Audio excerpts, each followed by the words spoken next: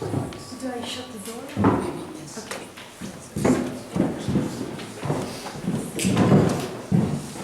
Okay, so thank you for coming.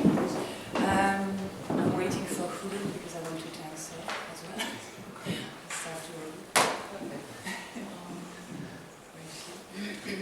She's standing over. Okay. Yeah.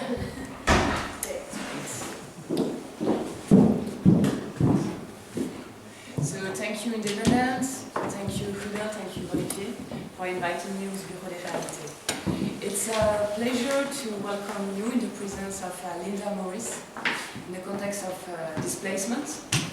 This evening, Lynda will give a talk about Cadere. Cadere has trouble, you told me yesterday. May I understand Cadere has disorder? We will have the chance to navigate into Lynda's personal archive, personal documents, and grasp a bit more the essential and socio-political meaning of Cadere's oeuvre. For people who don't know Lynda, may I make a short introduction? So Lynda is today Professor of Curation and Art History at Norwich University College of the Art in the UK. Within her research on writing, curating and friendship, she is one of the protagonists of the artistic avant-garde of the 60s and the 70s. The first exhibition she worked on was One Attitude, Become Form, in 1969 with Conrad Fischer. In 1972 she organized the exhibition The Book as Artwork, 1960-1970 with Germano Sena at Nigel Greenwood, London. And among many projects she curated, the first UK exhibition of Agnes Martin, Bernd and Hila Becker, and Gerhard Richter. More recently, she curated Genuine Conceptualism, 1977-73 at the Hervé Foundation, you might have seen this amazing exhibition, and documenting Cadere, which has been presented in three different venues. One at Modern Art Oxford, in Ostend, and Artist Space in New York, and as well in Romania, but we will talk about it. So that's like the, let's say, Bonimus catalog exhibition documenting Cadere. Lynda developed a close correspondence with Cadere in the last 3 years of his life, including the organization of a series of 8 pub presentations in Oxford and London in 1976. Nights in pubs. Nights, not okay. So Cadere. Cadere was a key figure in an avant-garde generation that contested the nature of the art object and the institutional framework of the art in the 70s. His actions are known through his bar de boiron, round bar of wood, made of painted segment of color within a system of permutation in which he systematically incorporates one error. His appearance with his bar de boiron at public sites and at the opening of a renowned conceptual artist, as Hervé, by instance, constitute a provocative approach towards the artistic codes and dependence on context. So the documents you're gonna see this evening depict André Cadere's ethical position on the hierarchy and ownership of space. He pointed out that each space has a political existence, and he wanted to make a work that did not depend on who owned the space. He took his work out into the street and placed it into various places, institutions, galleries, bakery, pastry, and grand chic Parisian vitrine, bus shelter, or cupping hall, or pub. Histoire d'un travail, the book you can see here, has been told by Cadere himself in the 1977 and 1978. And this book is a compilation of a selection of documents, articles, invitation card that Cadere wanted to keep to really preserve the process of his work. The project Lynda Maurice has made with documenting Cadere pay really tribute to the tenacious struggle of this artist, who became both himself and his bar the tool to disrupt the establishment of the art world. During this rumble into Lynda archive, we're probably gonna encounter some Belgian friend of Cadere as Anton Hervé, Fernand Spielemaker from NTL, who just had a gallery in La Régence up to Petits Oignons restaurants, and other people as Bernard Marcelis, Jan Verkreuz, et j'en passe. As this exhibition is a dialogue between two generations about the displacement issue, I will quote one of the sentences from the previous director of Artispace I found into the introduction of documented Cadere catalog, Stéphane Kalmar, when he said the past can help the present and the present can help the past. So let's listen now and look at Lynda Maurice archive. Thank you very much for inviting me. Very pleased to be here. Cadere was trouble, and I think that's the kind of title and emphasis of the whole talk. 1972 was not so long after May '68, and the Vietnam War was still happening. Europe was divided. Cadere was from Romania, and he used to say, "I'm dirty, I'm from behind the Iron Curtain." You know, he would often talk about things like that. And he carried his round bar of wood with him, not always to the amusement of certain venues where he turned up with it. So I thought I'd start with this photograph of him being kicked out of a private view at the Grand Palais in 1972. And this is Cadere explaining his work to the young Harold Zeeman in 1972. Does anybody want to move round more so you can see the images? Or perhaps we could all... Can they some share? I can see a lot of necks going. And perhaps you could move some of the benches further along.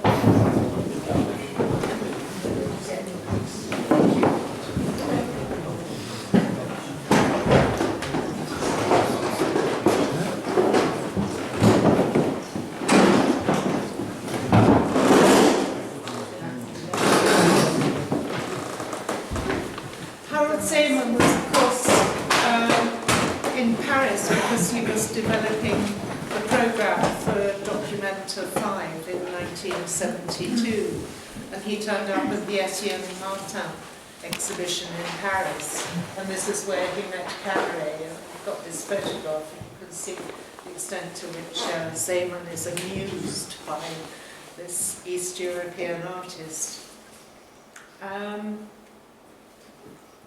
And that's Cadere standing in the midst of the Richard Long stone circle in the idea section of Documenta 72, which was in fact curated by Konrad Fischer and Klaus Honneth.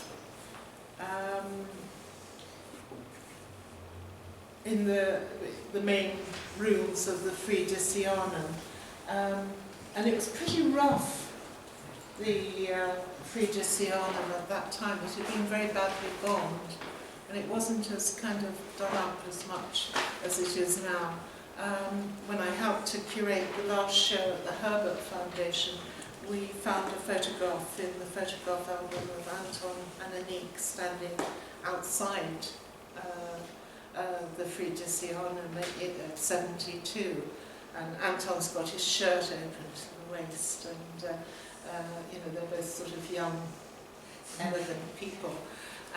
And the whole of the front of the Friedrichianum just had anyone could put a poster up. You know, there was no kind of policing of it. It was quite free and easy. But Zeeman wasn't happy with Cadere. Cadere was poor, and he'd said to Zeeman that he planned to walk to Castle with Jean Le Gac. The two of them would walk together from Paris.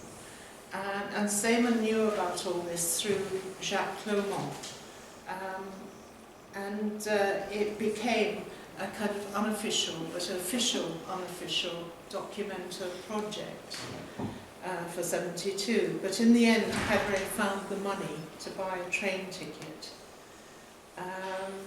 And Simon was terribly upset by this because he's been telling everyone that this artist was going to walk all the way from Paris.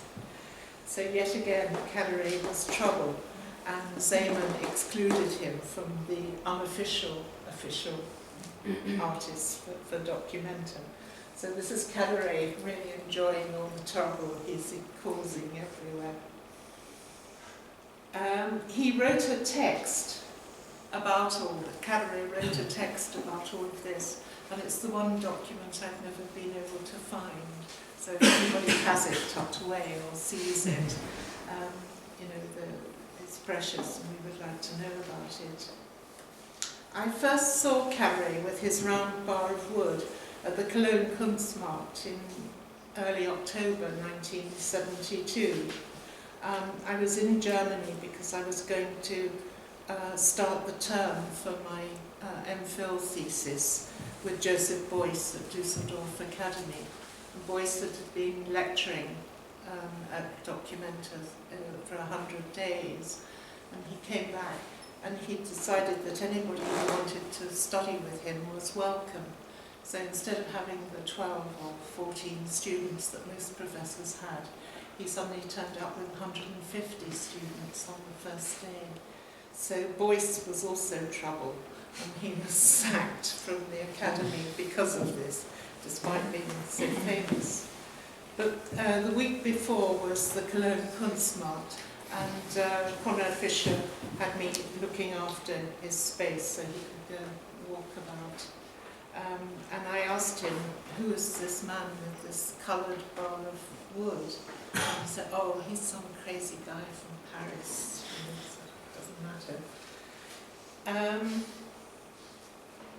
So the crazy guy from Paris. This is 4 projects, it's in French and in English, of where Cadere was going to put the round bar of wood. One is in the Eliane Sonnevent Gallery, and then at Yvon Lambert's exhibition Actualité du Bilan, and then at Darcy's bakery and pastry shop, and a second-hand clothes shop called Le Grand Chic Parisien. I'm sorry, my French isn't very good. And these are 4 photographs of these 4 events. Cadere always loved being in competition with Buren. You know, Buren was the establishment artist, the official one, and he was totally unofficial. But he felt that Buren was a poodle of the bourgeoisie, whereas he was still hammering at the door.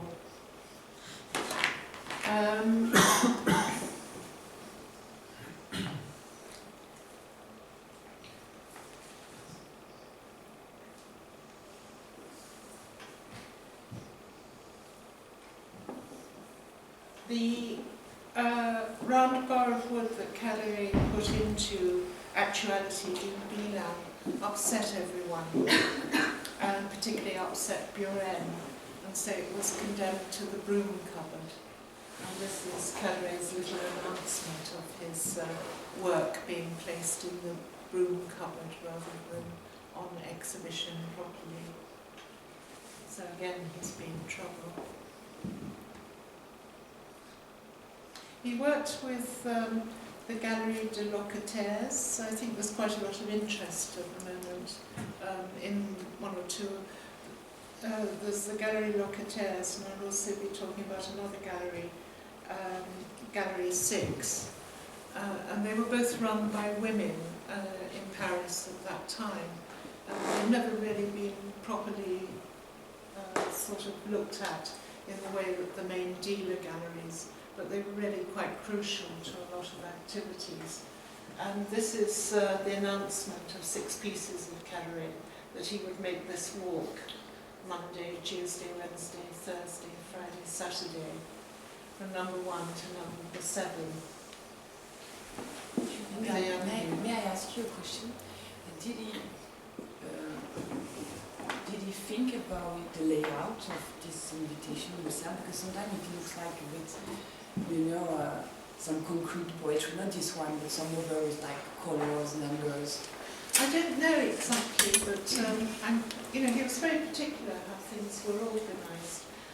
I don't know, because this is much earlier than when I knew him, whether it was the gallery that produced this. I suspect it is. But I'm going on to show you what's happening now. I'm not able to move it on, move it forward. Okay.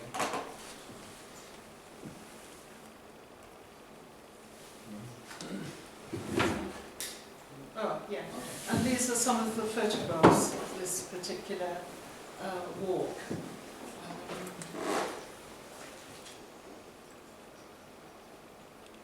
So there's 3 views that were taken of it. And he repeated it for the different days of the week. And that's a rather splendid one. But the importance of this Galerie de Locataires piece is that it was published in the Belgian magazine +10, and there's quite an important text that came with it at that time.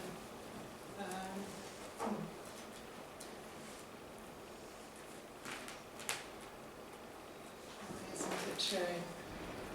I've put all the texts in. Let me just find it.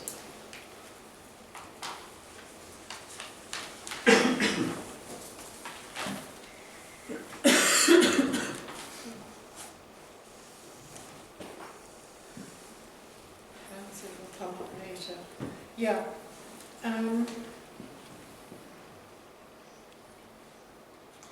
In +10, the Cadere would place. Oh yeah, it goes on. I'm sorry. Locataires means the tenant's gallery, and it exists where it chooses to be. It neither has walls nor decrees, so the kind of sense of the gallery at that moment in time was quite in keeping with the way in which Cadere was himself challenging all the systems.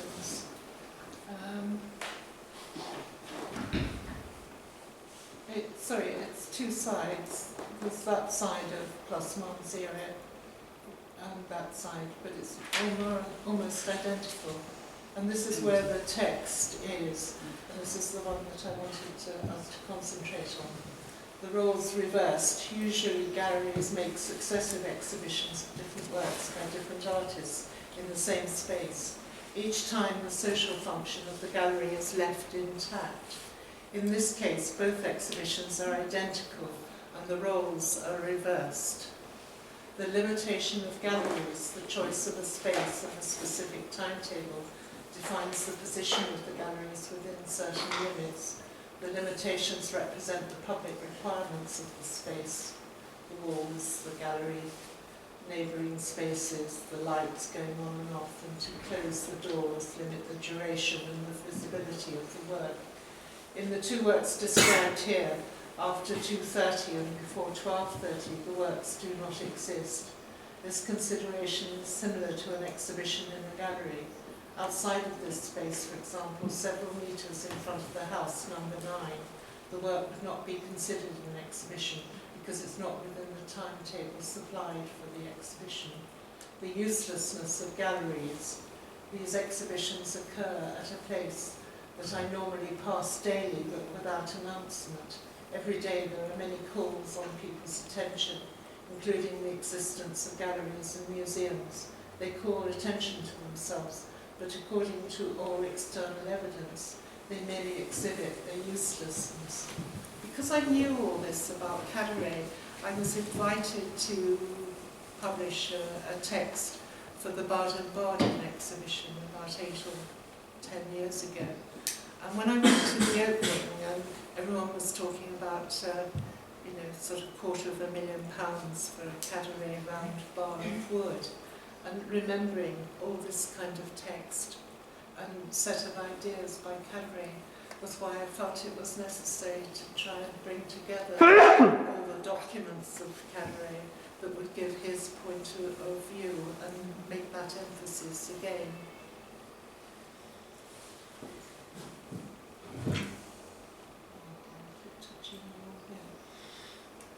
It's gone again.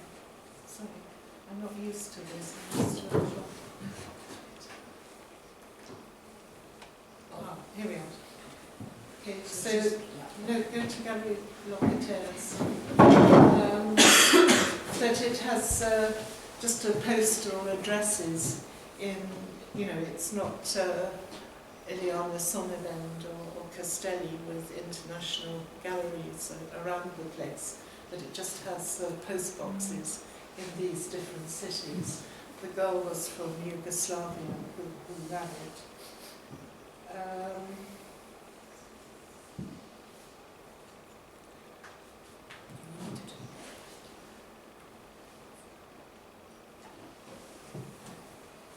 This, the piece that we were just looking at announced that Cadere on the 22nd of November would be there at the vernissage of the Dami at the Galerie in Paris. And of course that's Picasso's gallery, you know, so it's a kind of gilded gallery in Paris where he's chosen. Now, he's again not allowed to go in with his round bar of wood, but he thought this might happen because usually he was just turning up at an opening with his round bar of wood, and so nothing really kind of happened. But having announced it and sent it out as a mailing, he thought there might be trouble, and in fact there was trouble. And so he had a friend in there with a very small bar of wood. So when he was stopped from coming in with his big bar of wood, the friend could put the small bar on the floor. And that's it, sorry, in the Adami exhibition.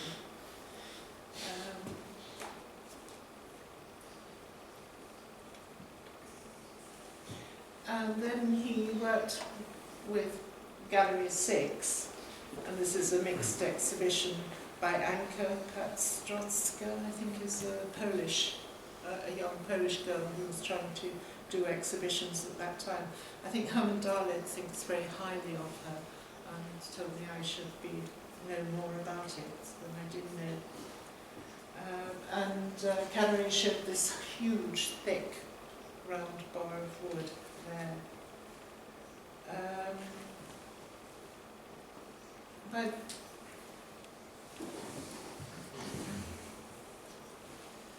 this is Cadere's first exhibition with MTL, and I'll talk about MTL in a little while. That was the first show in date order, just after that. And by this time Cadere had met Peter Townsend, who was the editor of Studio International at that time, and Studio was doing a special issue on Brussels, which has the Marcel Broodhouse cover. Peter Townsend is quite an interesting character. He was a dentist's son, but they were from a family that were Quakers, so they were anti-war. And he went in 1940 to China as an ambulance driver, rather than go to prison as a conscientious objector. And he stayed on in China till 1949, and he did interviews with Mao Zedong and became a friend of Zhou Enlai. And he wrote a wonderful book in 1956 about the reality of the communist takeover of China. And he was one of the few Europeans in Shanghai, a city of 6 million people, when the Kuomintang was pushed out, that had taken over after the Japanese, the Hiroshima and Nagasaki. The Kuomintang took over China, and then gradually the Red Army had got rid of it. They got rid of it not so much by guns and fighting as going into factories and farms and saying, you're the people who work here, you own it. They took over Shanghai. There was a little bit of gunfire in the afternoon. and they were very worried what would happen overnight, what sort of fighting. But the next morning, the Red Army was in complete control of this city of 6 million people. There was not been any fighting, and it was, you know, the communist takeover was more or less complete then of China. And so Peter Townsend changed the studio, which was the old Victorian art magazine, into Studio International. For various reasons, people have elevated Charles Harrison above Peter Townsend. And Charles Harrison was teaching with Anthony Cara at St Martin's and was involved with Greenberg and American formalism. And it was really Peter Townsend who was in sympathy with conceptualism and what these young artists were trying to do. And, you know, as I say, he adored Marcel Groothuis and his work. And, you know, he gave this early opportunity to Cadere to write an article about what was going on in Paris.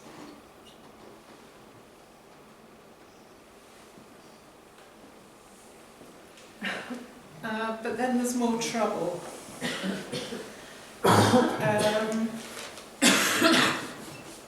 Durel was the real trouble, the 7th of the 11th, 73. I'm sure Koen Brahms has done an excellent job in recent years digging up the whole history of Durel and what was really going on between the three galleries. Paul Mainz had a gallery in Brussels, Annie de Decker had a gallery in Brussels, and NTL near the big Grand Arcade. And they were doing exhibitions, and they thought they'd do this one particular project together called Durel, and there was a small book produced. But Spillimark was very keen on Cadere being part of it, and Annie de Decker and Paul Mainz didn't feel that Cadere was a serious artist.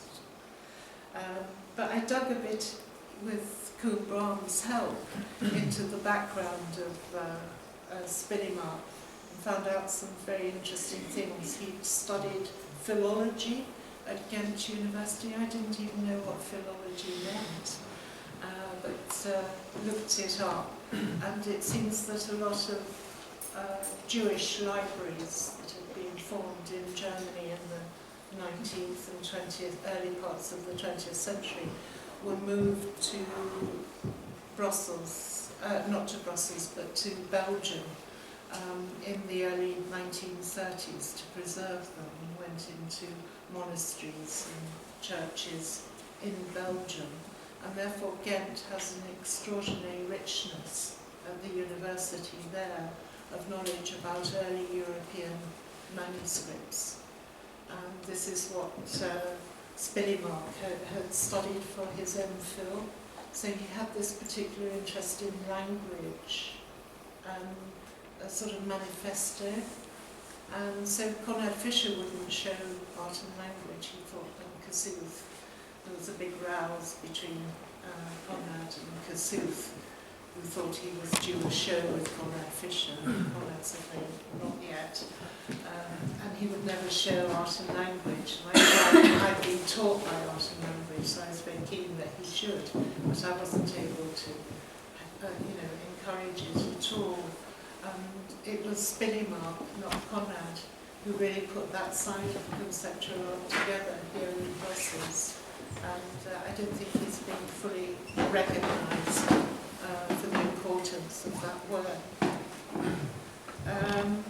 But anyhow, the real argument point was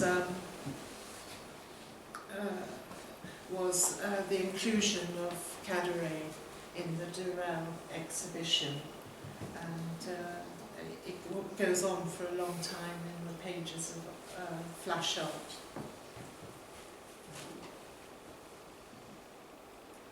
And still around the catalogue a year later. Well, no, several months later. But then Cadere is doing more walks in Paris, and this is on the uneven side of the road, an hour and a half walk from the Pont Neuf, Metro Pont Neuf, to Saint-Germain, an hour and 28 minutes in the odd numbers. Through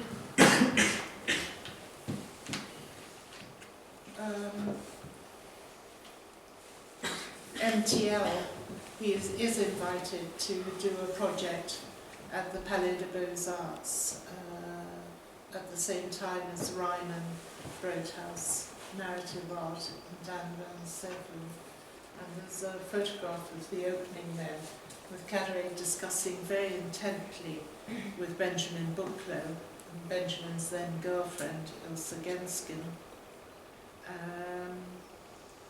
When I first met Benjamin Bucklow, his name was Dieter Bucklow.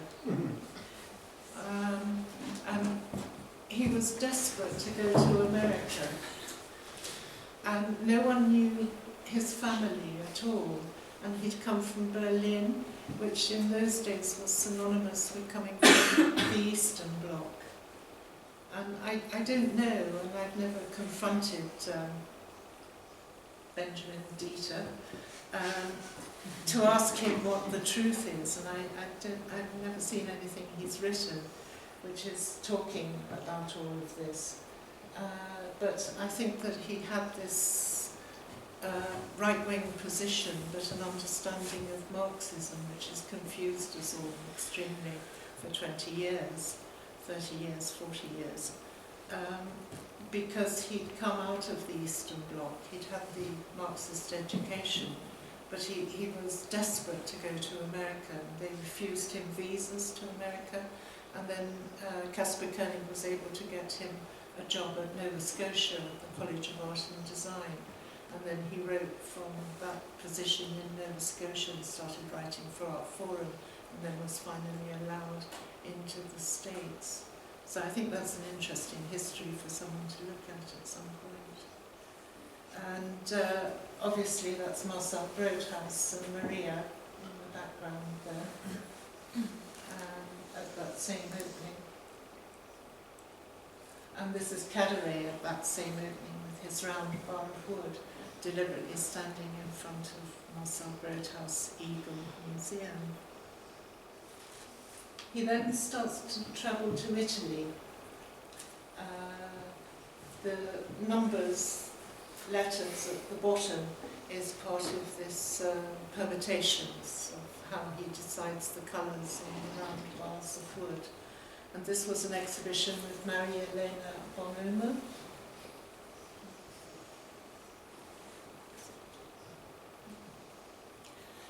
In Bari in 1974. That was the first of his shows in Italy. And this is Cadere's lecture in the philosophy department. What is the name of the university? University of Louvain. Louvain. Thank you. And I think Louvain is one of the places where the big deposits of Husserl is a famous Jewish philosopher that was...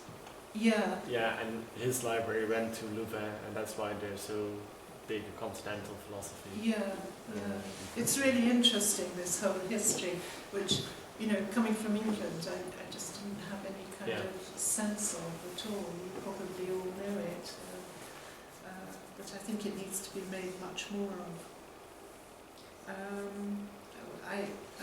I was in Norwich, of course. We had a lot of Jewish emigres were teaching at the university. It was a new university founded in the 60s, and Willie Gootsman, the founding librarian, was the model for Seybold, for the emigres, his book The Immigrants. And I remember him saying to me, he was I think about 15 or 16 when he first came over to England on the Kinder transports, and he'd already done a year in Buchenwald before it became a horrible, you know, he was in prison for political activities in Frankfurt at that time as a young man. But he said that living in Berlin, his memory, you know, as a small boy sort of thing, of going to people's houses with these incredible libraries of knowledge. And he said, you know, all the knowledge coming from Russia, from Austro-Hungarian, German knowledge, you know, French, Italian. There's nothing like it he'd ever found in England, was that sort of sense of European knowledge that was there in Berlin in the Weimar period prior to the rise of Hitler. And it was very interesting to hear this kind of conversations from Jewish people in Norwich in the 70s, 80s. Yeah. So this is his lecture in Louvain, and it was published. And by this time I was staying in Brussels through Peter Townsend and Barbara Rice. I was invited on an exchange of art critics between Claypole Les Arts and Studio International. So I spent 3 months in Brussels, and I attended this lecture by Cadere. So I was there. Is it Bernard Marcel's talking with Cadere, because he organized the talk at the moment? Yes, it was. I've got the invitation there. It says the conference organised by Bernard Marcelez.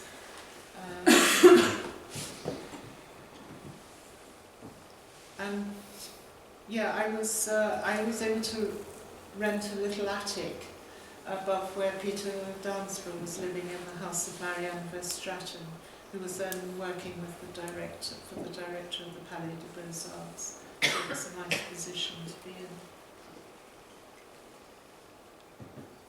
And that's the publication by Hossmann in Hamburg. And I met Hossmann quite recently in Dundee. You know, where did these people come from? He was married to someone who was teaching at the university in Dundee. And the Italian edition by Saman. And this is wonderful. This is the installation photographs of Cadere placing his round bar of wood outside the ICC in Antwerp for Floor Becks. Belgium was immensely important for Cadere. It was quite central to his whole activity. And that's Cadere actually up the ladder doing it. And for a year, the ICC, whatever exhibition it was doing, would also have notice of Cadere. So I don't know whether it upset the other artists that they had to have Cadere as well.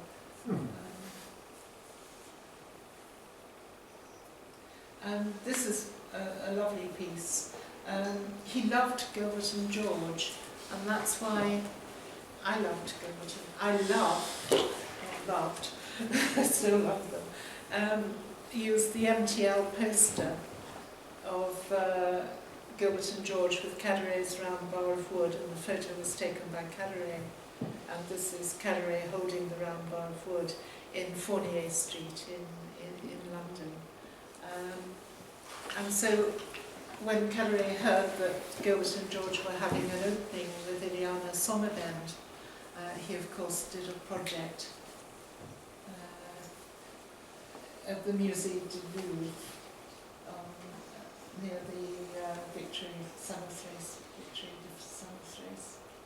And that's the photograph of Cadere with his round bar of wood, no problem getting it into the Louvre, talking with Gilbert and George. Isn't that nice? So he would do these things specially, you know, mattered to him, and he would be at all the openings he could manage, and of course coming to Brussels as well as being at the openings in Paris. This is a second exhibition with NTL, with the colours that he was using for the round bars of wood. And this is Volker Schulimar, an exhibition with Volker Schulimar.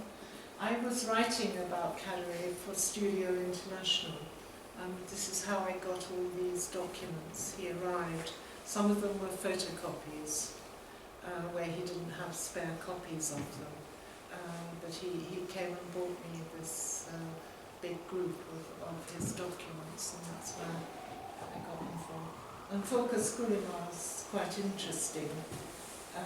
He did a very dense text with Cadere. It's in German, but it's explaining all the kind of systems of the round bars of wood.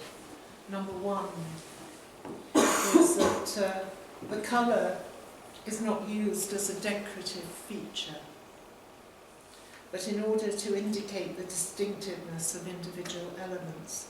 Colour is used for the sake of its true capacity, that is, to show that one thing is different from another. In this sense, in which I use 8, the most different colours: white, black, yellow, orange, red, violet, blue and green.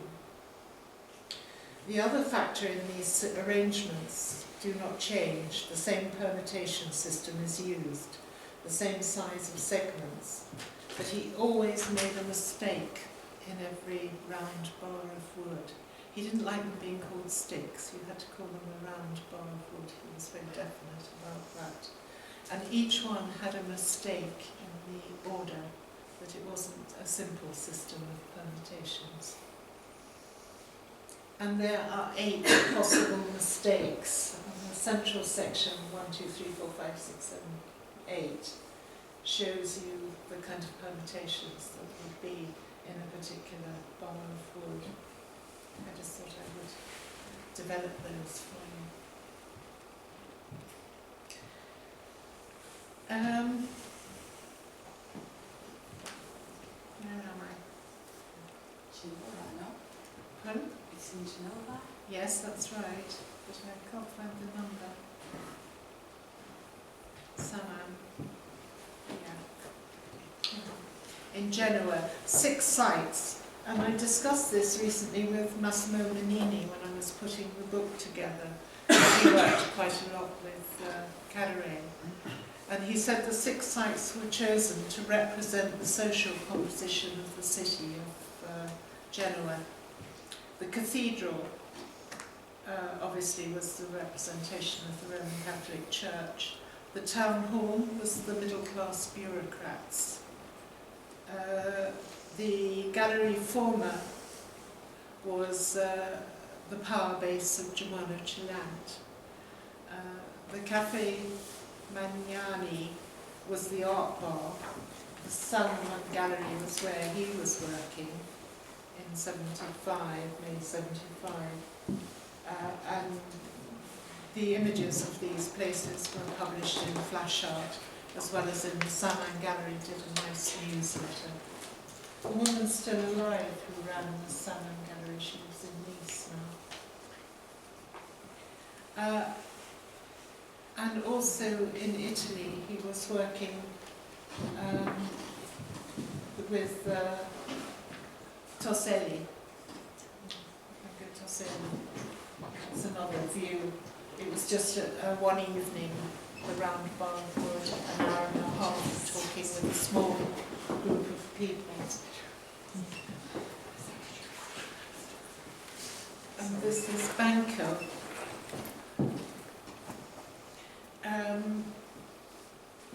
which is Massimo Menini's gallery.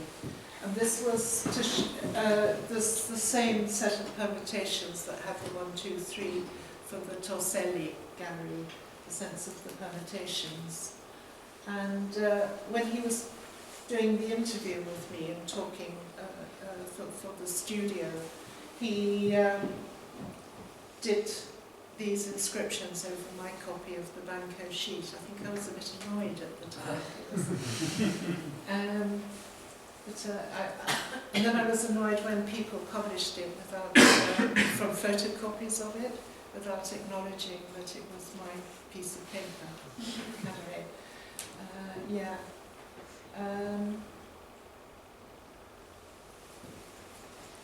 I still don't understand the permutations. 1, 2, 3, 3, 2, 1, 3, 1, 2.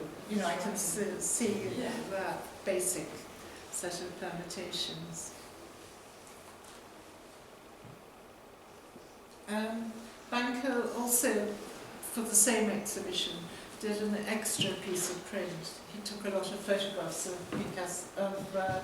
Cadere just outside Banco, a very beautiful old Renaissance building, carrying his round bar of wood in his Picasso Matelot t-shirt. It always reminds me of Picasso. And I did go on to work on Picasso and communism after this, some years later.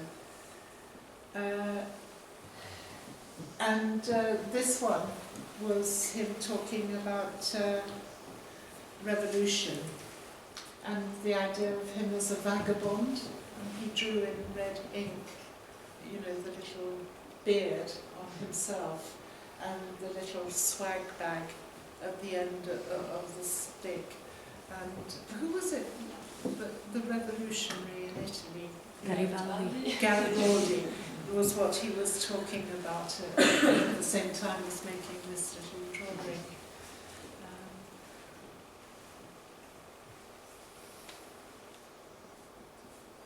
Another walk down the metro stations, and this time that's me putting it in as even, the even numbers on the other side. And it wasn't just any old walk, it was a walk past all the galleries in Paris, which is what he always did with these walks. He knew what he was doing. There's a letter. Not very important, but it does explain some things about his work. And this was,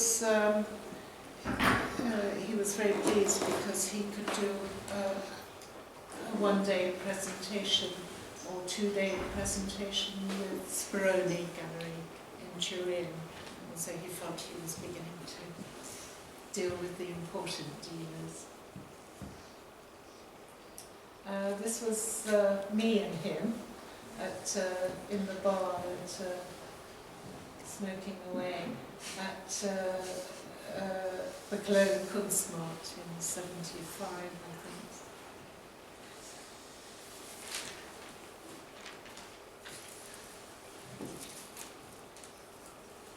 So the letter was from Cadere about the Studio International article, part of the planning. And this is a photograph that Barry Barker took of us at the Cologne Kunstmarkt. And that's Barry Barker busy installing the exhibition of Cadere at the ICA in London. And of course he was very excited because the ICA is on the Mall, you know, which is, and it was where Broadhouse had done his Waterloo installation upstairs, and where the Buckingham Palace is at one end of the road. So all the kind of major royal events would all be marching down past the ICA, and this was part of the meaning of that Waterloo, was that Broadhouse Cannon was in place when the Queen was coming down the Mall.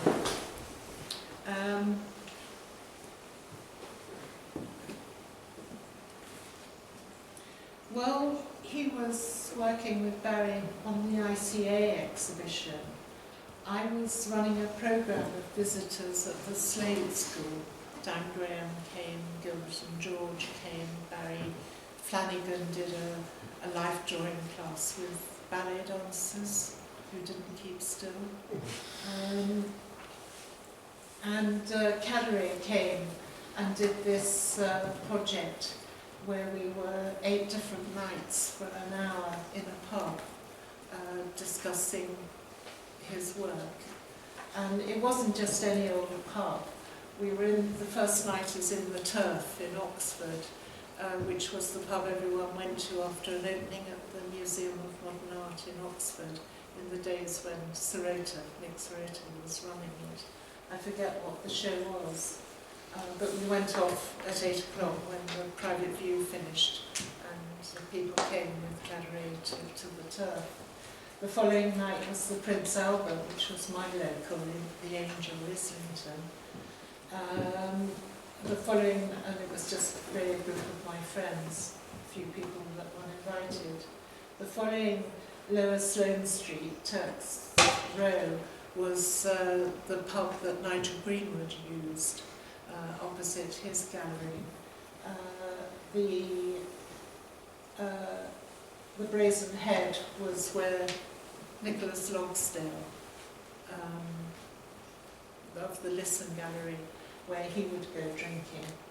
Ward's Irish House was chosen by Peter Townsend. This is in the midst of all the IRA activity in London, under Piccadilly Circus, and was the Irish place to drink in London. The Crown and Anchor on the corner of Neal Street was where Robert South had his gallery, and the beginnings of Covent Garden becoming fashionable as opposed to a dirty part of London. And then University College, University Street, was the Slade local pub. And then the final night was the Britannia, which is where Jack Wendler, round the corner from where Jack Wendler lived. So the whole thing was, very structured. It's out in the open, just a row of pubs sort of thing. But it was the key pubs. And I remember Cadere telling me, I think it's even on the interview, that there he was at the ICA for 4 or 5 hours a day. And he said very few people came to see him. This is the place that had a really big reputation, was paid for by government funding, was on the Mall, and very few people saw his work. But the little art school project that went to all the dealers and the influential people in London at that moment in time was what really mattered to him, and what made a great improvement in his visibility in England. Did he always bring his bar with him, or it was Oh yeah. always? Yeah, and that was the centre of conversation, people trying to... Is this a tribute? The take on continuation. Yeah. You We'll can ask explain you. later. Yes, please do. And as a result of that activity, Robert Self showed him, gave him a show in Covent Garden just a few months later, a couple of months later. Now this is my favourite, and we've got a stack of leaflets about the talk here, which is a copy of this, which is Space and Politic, which we've seen has been his theme right the way through, the ownership of the space, and the way in which the ownership of a space comes between the artist and their audience. That if you've been to a gallery before, you carry a memory of the last time you came to that place, and the person who owns it decides the hours that it's open, the days of the week that it's open, all the kind of social conditions around it. And so Cadere decided that he would have a very serious discussion about space and politics in a bus shelter in Saint-Germain-des-Prés, and called the people to come to that bus shelter. And he did an international mailing. People got it in New York, the Herbert Foundation got it in Ghent, I got it in London. So he sent out to his mailing list this international mailing for a discussion in a bus shelter in Paris.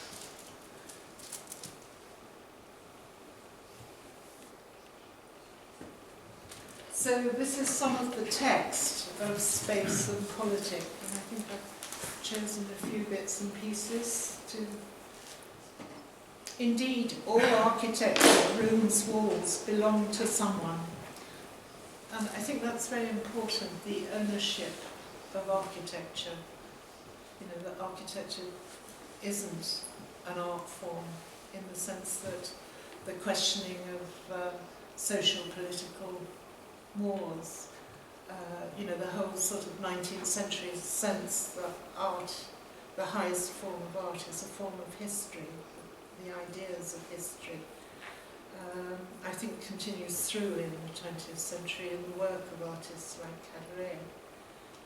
So this whole idea of the political history of the times in which you're living is best shown in many ways by artists. You know, the whole of politics is controlled by media, and you know, it no longer has a relationship to how people think.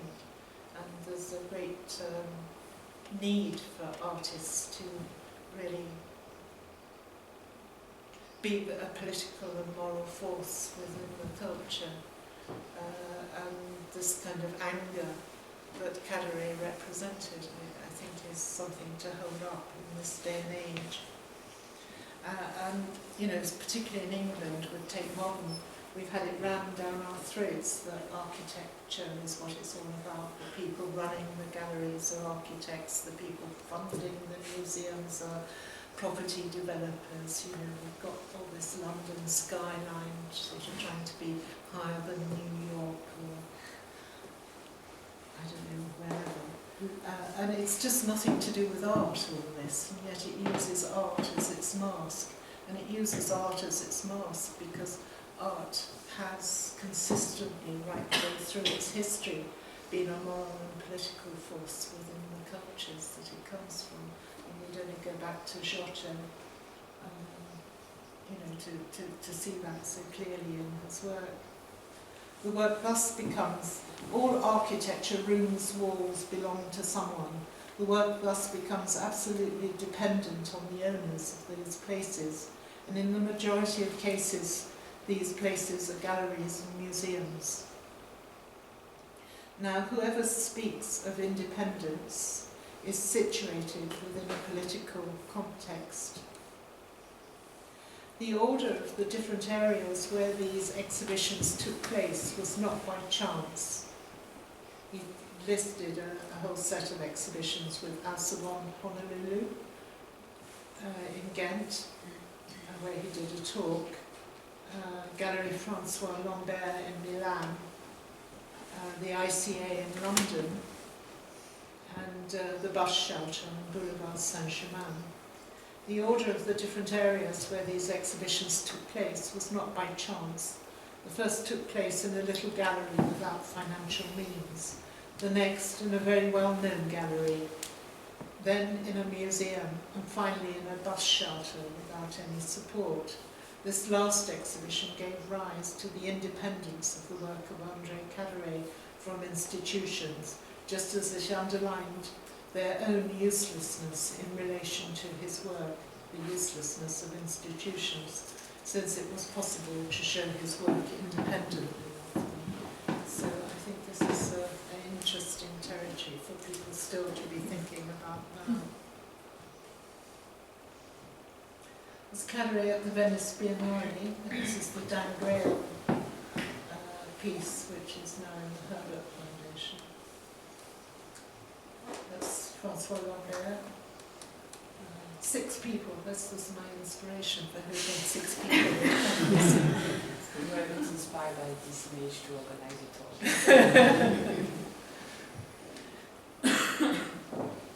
And so there he is again on the other side of the road, another walk in Paris, you know, separate from galleries, just walking past the galleries.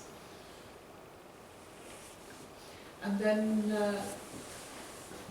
he's not immune to galleries, and his ambition, and I think why he was so nice to me, was he was ambitious to show with Conrad Fischer, and he thought that I might have a little bit of influence, which I didn't have any influence. He couldn't influence Conrad. And so when the Kunstmarkt was in Dusseldorf in '76, he organised an exhibition where he would appear at all these different galleries at a certain hour each day of the week. And it's very nice because Anton Herbert was a great follower of Cadere, liked his work very much, and he also bought most of the work that he owns from Conrad Fischer. And Conrad Fischer's really interesting. I don't know if any of you saw the show in Dusseldorf recently. I wrote text for the catalogue about his first exhibition with André. And again, I go back to thinking a lot about politics and war. And Conrad was born in 1939, so with the saturation bombing of Germany in 1945, he was a 6-year-old little boy. And I remember once being at a workman's cafe where they bought a big plate of hot buttered English toast, you know, that really thick bread with margarine on top. And Conrad's face broke out in a big smile. And he said, "Oh, we used to get this from the British soldiers, you know, when I was a little boy." And George immediately said, "Oh, so you learned to hustle early, Conrad." And I was very moved by this, particularly because my father had bought little pieces of paper back. He'd been in Ghent and Antwerp, and then in Germany at the end of the Second World War after being in Egypt, which he said was relatively clean fighting in the armies without people being involved, and he was very shattered. I always remember by his experience in Belgium and Germany at the end of the Second World War, but he bought a little piece of paper back which said, you know, for Her Majesty's forces, His Majesty's forces, it is an offence for which you will be punished if you give your food to German children. You know, and so I had a kind of sight of both sides of it. And so I was very fond of this interview which Peter Townsend published in Studio International with Conrad Fischer in 1971, when he was a very young dealer still. And in it he says that it was important to him to bring the artists to Düsseldorf and make the work with them in Düsseldorf, rather than to spend that. He didn't have the money to transport the work and the artist, so he bought the artist and then he helped them make the work in Düsseldorf. This is André Solwit. And he said that in the evenings they would stay around for 3-4 weeks and meet people, and in the evenings we would go to the pub with Richter and Polka. And then when we made our first trips to New York, we knew people there, and it helped us get over our inferiority complex. And so that simple quote for me has always been a great insight into the importance of this generation of American artists to the development of conceptual art and minimal art here in Europe, being led by someone like Conrad Fischer. And I think Cadere saw this very clearly, and he was desperate to have a show with Conrad. And the nearest he ever got to a show with Conrad was being able to leave his round bar of wood for 20 minutes while he looked round the gallery in Conrad's office in this project, which Anton Herbert Masser and Meyer Ham photographed in each of the spaces. It was the gallery that he was working with, Kiki Meyer Ham. And then Cadere goes to New York, and this is a big development for him. New York was very important. This was the first show with Yvon Lambert, Daniel Buren and André Cadere, both of them absolutely at loggerheads still, but Yvon managed to deal with that. And in New York he worked with the David Ebony Gallery, and this is his equivalent of the walks in Paris. But of course it's a walk down West Broadway, which is where all the galleries were at that time. It's like Chelsea today. Yeah. And again, he is doing these activities in people's houses. The lectures that he gives, establishing the disorders. And with Francois Lambert again, a lot of the time going to Italy. And together with the Saman Gallery, a photograph from his first visit was the publication. And that's the various sites on this second trip. There is actually a wonderful image when he worked in Berlin of him leaving the round bar of wood against the Berlin Wall. But by this time he was beginning to be ill. And this is him doing a project in Ghent. But he's not standing up, he's having to sit down, and there's a sort of thinness to his face. He did this lovely project in Ghent. Remind me of the man's name in Ghent who ran the museum. Jan Hoot. And his project was Jan Hoot invited him for an exhibition. He said, right, I'm going to have my round bar of wood and work in your office. So he worked in Jan Hoot's office for the 3 weeks of the exhibition. And that was the piece. This is another project with Jan Hoot. He did this lecture here in Brussels, the Institute. Yeah. And again, it's disorder, trouble. It was evidently very, very crowded, and there was hardly standing room at that event. And this is very sad because it's a project he does in New York with the Galerie in New York, but he's too ill to go. And so he gives what he did for that month, various places he went, and the periods that he was spending in hospital. 1977. And this is the project, the little catalogue that Helbrun published. And this again was a piece that he sent out internationally, just of 3 different small events that he was involved in. The Villa Sura, where he was one evening, and I think that was where one of the main critics of this period lived.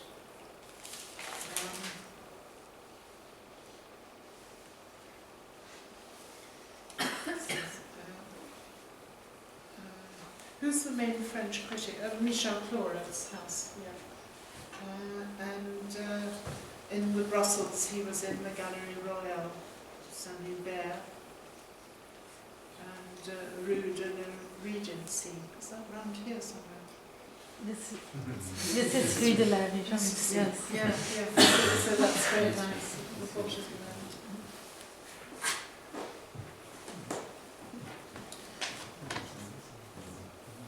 And this is really towards the end of his life. He goes back to New York. He gets a bit better. And this is a show that's one of the photographs of him in New York at this time. And he does projects. This is his summary of what he did in New York on this final visit to New York. And these were all the artists that he spent time with in New York, which is quite an impressive list for different days. Grace Martin, Robert Indiana, Larry Wiener, Martin Bize was there, and so forth. And he did talks at Edda Relief's Alain Middleton. And he did this final, this is gold, it's not come out very well in the slide, this final walk down West Broadway with David Ebony. And he had a final show in Germany, in Munich at the Galerie Tanit. And this is an image of him at a Kunstmarkt, I think it might be Basel, not from this period when he was ill, but from earlier on, talking with George of Gilbert and George. And the next, this is the Galerie Tanit, the other side of that column. And the next thing we heard was that he had died. He had some blood disorder.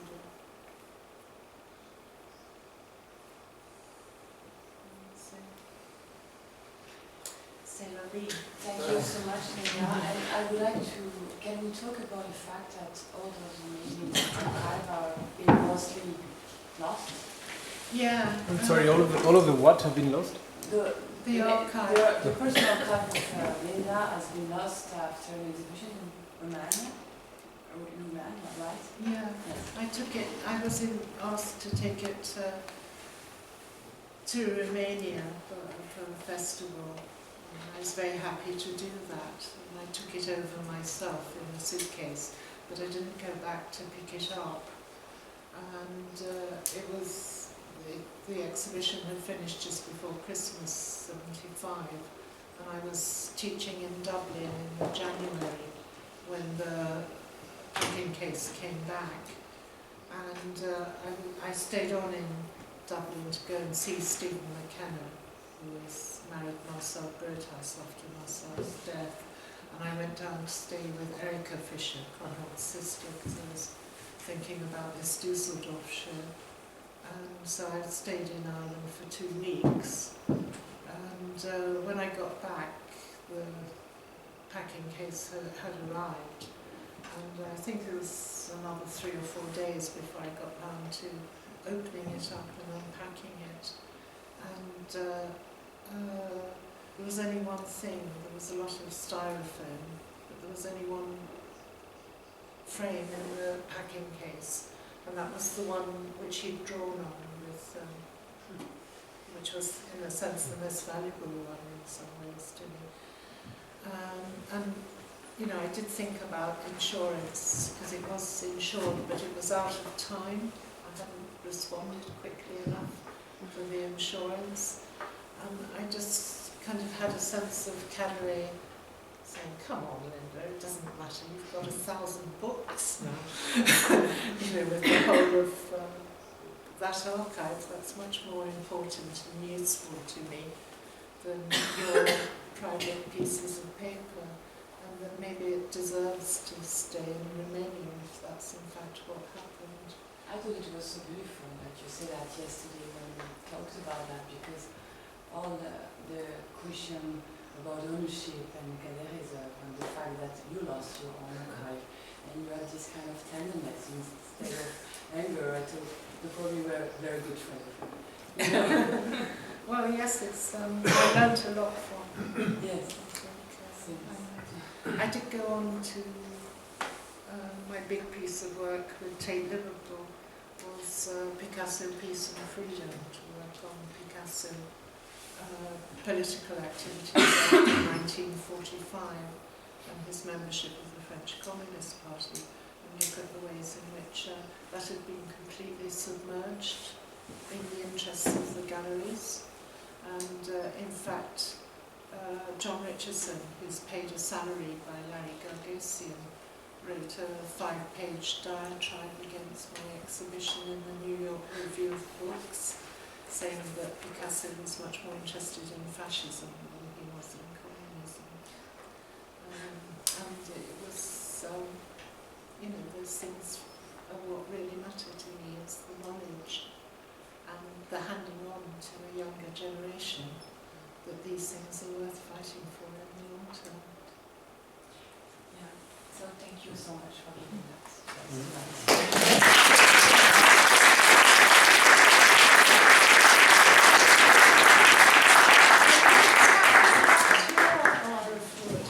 Okay, you right.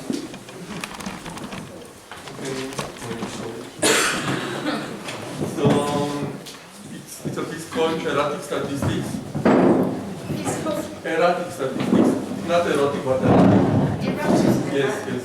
Like a bit of trouble to translate. And it was when we started, because we are a collective also from Romania, Apparatus 22. And when we started it, it was part of a reflection we are doing about the fashion system, and immediately around us didn't have to do anything with Cadere, but we ended up to this form that in a way it has a heritage coming from Cadere. And we started to think about fashion system and images around us, which is very much about the government. And it's, it's a showing about the white supremacy. And we wanted to look at these sticks, to go against the official statistics and to do this erratic statistics. It's a large series, to look at them at the totemic power and also sort of to use them as a totem for a better future when we acknowledge the diversity we are living in, and to use them as a sort of conversation piece against racism. And then we of course we had lots of thoughts about how to do them. First like squares or triangles or something else, and didn't work for formal reasons. And we ended up, sorry? Skin colors, yes. And we ended up with the stick. We call them sticks, so we call them also sticks. But and it's leather. It's very sensual. And we realized after we did a few of them that they look a bit like Cadere, and first we freaked out a bit. Like, oh no, because it was not our intention at all in the beginning. But then, of course, we like Cadere a lot, and we know that also as an object it has a heritage of criticality, but we want to use it in a totally different way. We use it as an institutional critique, and we use it as a critique maybe for other systems, not necessarily the art system, for something larger. And yeah, this is also. Okay.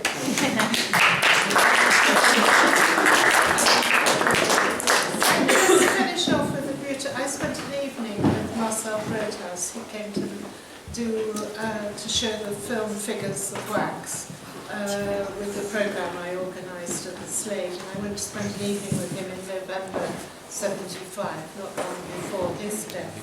And I was talking a little bit about my father being in Belgium and Germany at the end of the Second World War. And he told me this story of Europe as a field of tulips. And they put a fence down the middle in 1945. And the Russians came into their half with their tractors, and they flattened the whole of their field of tulips. And then the Americans came into their half of the field with their jukeboxes and their Coca-Cola and their chewing gum. And they gave a great big party, and they flattened their half of the field. And Marcel pulled himself up at the end of this story, and he said, "We don't know, come another season, on which side of the fence the bulbs are best preserved to grow straight and true again."